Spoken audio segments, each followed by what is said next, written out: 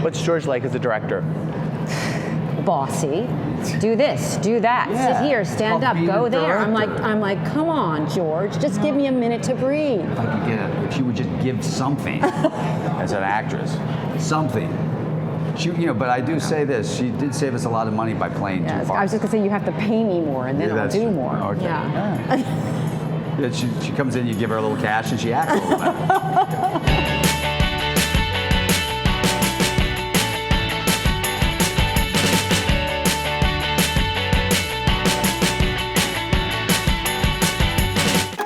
Welcome to Suburbicon, a town of great wonder and excitement. Hey there. Built with the promise of prosperity for all. Nikki, you need to get up. There are men in the house.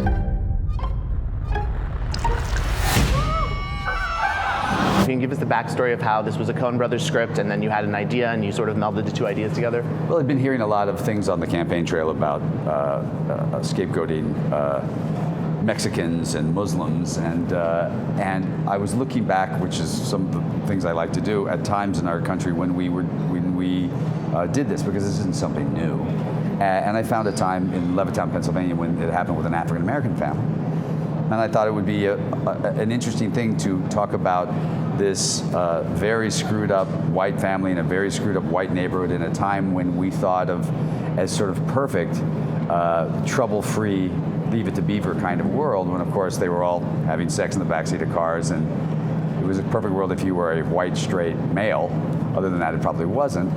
And then have them share the backyard with a perfectly innocent African American couple who've done nothing, and they're taking the blame for everything that goes wrong. And I thought looking in the wrong direction always makes me. I'm always interested in.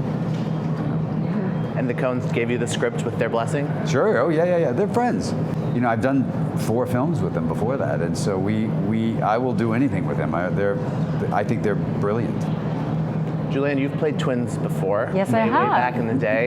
How do you play twins? Well, let me see. I mean, we were talking about this the other day. It's all our imagination anyway. We've made it all up, So you kind of are able to figure out how the scene is going to be balanced. Certainly, when you're the only one there, you know how it's going to sound. So you just sort of determine it. You predetermine it in your head, and then you shoot one side. You lock everything off. You come back and you shoot the other side.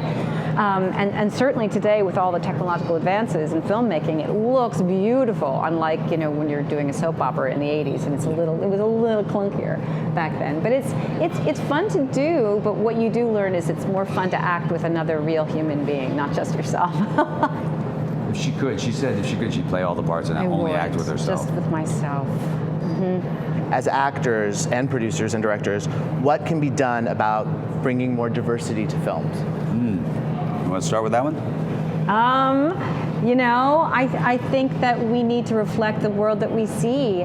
I just ran into Melissa Leo actually a couple of buildings ago, and I saw a movie that she was in, and it was all women, and I realized how unusual it was to see like a movie that was just all about a world in which it was where there were all these different kinds of women, different races, different ages, and I thought that reflects a world that I see often, but I don't see depicted in film. So I think the more that we are able to include our real world in our entertainment, the better off we'll all be for it. Yeah, I mean, you forget women aren't even a minority.